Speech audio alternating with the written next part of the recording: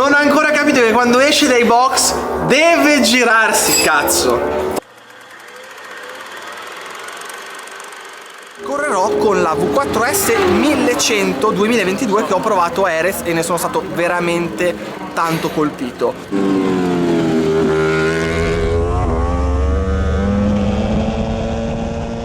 C'era veramente un sacco di roba da farvi vedere, da raccontarvi, quindi non sono riuscito ad andare molto nel tecnico. Nel prossimo video lo faremo. Come direbbe qualcuno, buongiorno da Valencia. Lì si lavora. Ieri sì, per me ieri, ma per voi nel video scorso vi ho fatto vedere una marea di robe, ma alla fine i contenuti tecnici, tutte le cosine belline che succederanno quest'anno, non ve ne ho parlato proprio approfonditamente e ovviamente lo faremo in questo istante. Mi raccomando, ricordate di iscrivervi perché, vabbè, ve lo dico a fine video, dai. Vi dico solo che quando andrò via di qua partirò per una meta incredibile insieme alla carissima Alessandra Giglioli e a un'altra persona che ci sta aspettando direttamente là. Amici dell'ascolto cordiale, buongiorno. No, madonna puttina. Lì lavori sulla moto del buon Paso, come potete vedere.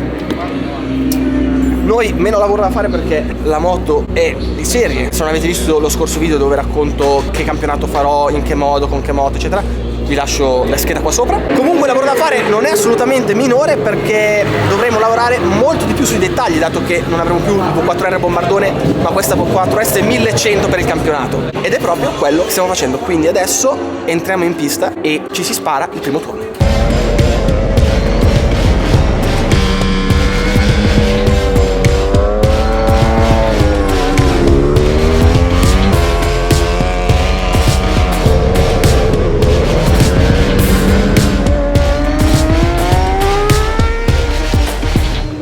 Direi non malaccio, ieri purtroppo abbiamo tribolato molto, questa è una moto completamente dalla V4R che ho utilizzato l'anno scorso, quindi c'è tanto da scoprire, c'è tanto da mettere a posto. Secondo me la via è quella giusta, abbiamo alzato davanti la moto per cercare un attimino più di direzionalità e soprattutto l'abbiamo alzata anche un pochino dietro per cercare di darmi una mano nel tornare indietro in queste curvettine di Valencia. Ma a parte questo vi faccio vedere la ciccia che abbiamo qui per l'anno prossimo. Rispetto a Jerez, scarichi, Acra, abbiamo deciso di utilizzare il prodotto che viene offerto da Ducati nelle special parts perché hanno lavorato veramente tanto in questi scarichi, quindi tutte le spinte, le curve di coppia sono ottimizzate al massimo per questo scarico e ovviamente cerchiamo il massimo dato che dovremo lavorare sui dettagli non avendo le mega centraline e via dicendo.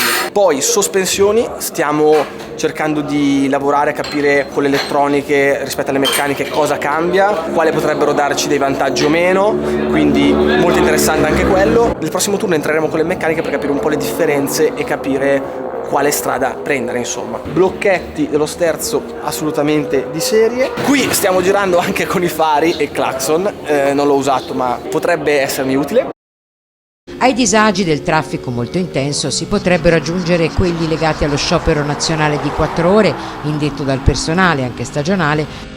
Radiatore di serie, tutto insomma nella norma. Ovviamente poi in gara andremo a installare tutti quei componenti che va a installare l'amatore medio, un qualcosina di più rispetto a quello che avete visto a Cremona l'anno scorso, ma giusto per evitare di avere ovviamente l'acqua a 130 gradi quando sarà il 30 di agosto, insomma. Per il resto è la moto che anche voi comprate dal concessionario e lottare insieme ai bombardoni che ci sono nel National sarà veramente, ma veramente interessante. Adesso però vi voglio far vedere le sospensioni. A few moments later. Eccoci qui, sono andato a recuperare una bella forcella elettronica. Cosa cambia da quelle meccaniche? Per raccontarvela veramente terra a terra, è come se voi aveste in moto un cristiano che sta continuamente a modificare l'idraulica per ogni fase della curva, quindi in staccata molto più sostenuta, in piega molto più morbida per permettere alla moto di voltare, così per tutte le varie situazioni della guida. Invece le meccaniche hanno un comportamento ovviamente molto più lineare, dato che bisogna trovare una via di mezzo tra tutte queste fasi di guida.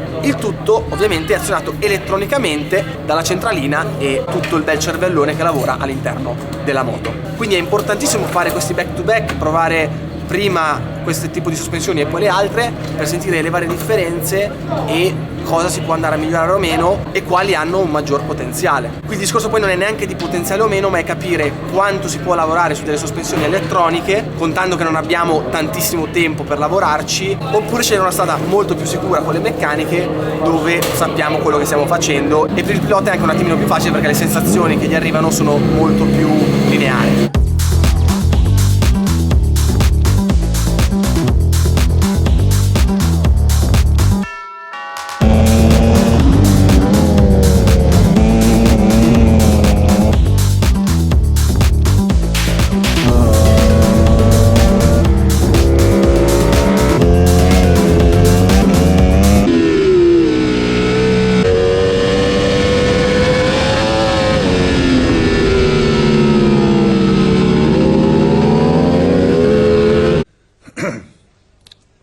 Questo corre nel mondiale e non ha ancora capito che quando esce dai box deve girarsi, cazzo. Poi che cazzo c'hai in testa? Che cazzo è questo? Perché non ti giri?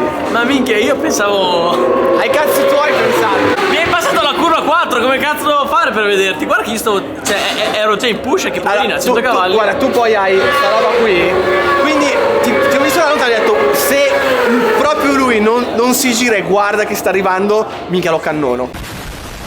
Guardate. Io sono carico, 36,0, abbiamo risolto, bam, bam, bam, così. Però c'ho il 35 qua sotto i baffi. Gomma nuova adesso? No, aspetto l'ultimo turno che... Ah, 16,20? 16,20, gomma nuova. Preferisco un po' freddino che avere la gente in mezzo. Io... gomme nuove no. Ma sarai tu che mi rovinerai il giro best del weekend. Secondo me io non gli ho rovinato niente, però vorrò vedere le prove su GoPro.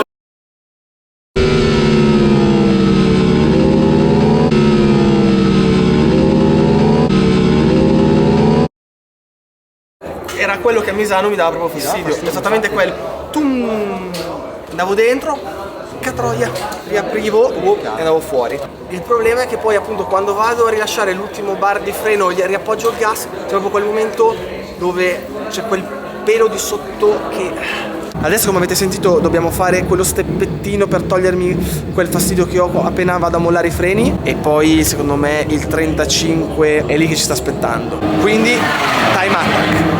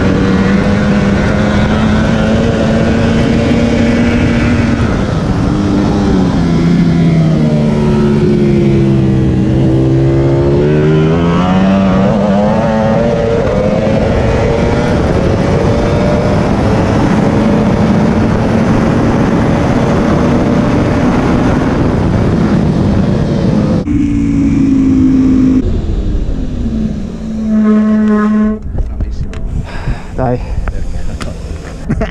Il primo giro ho fatto un errorino. Sbavaturino. Sì. Però 5-5 c'era, 5-6 ho visto. Che bello. Niente fatturazioni. Obiettivo centrato 35,7 con ventole e fari non male e clacson anche. Quindi si torna a casa veramente soddisfatti. Ci sono dei dettagli che bisogna andare a perfezionare e sarà fondamentale, ripeto, perché non avremo le mega centraline, quindi ogni piccola cosa farà la differenza. Come al solito, se non siete ancora iscritti al canale iscrivetevi, se lo siete già attivate la campanellina perché sarà una stagione veramente incredibile.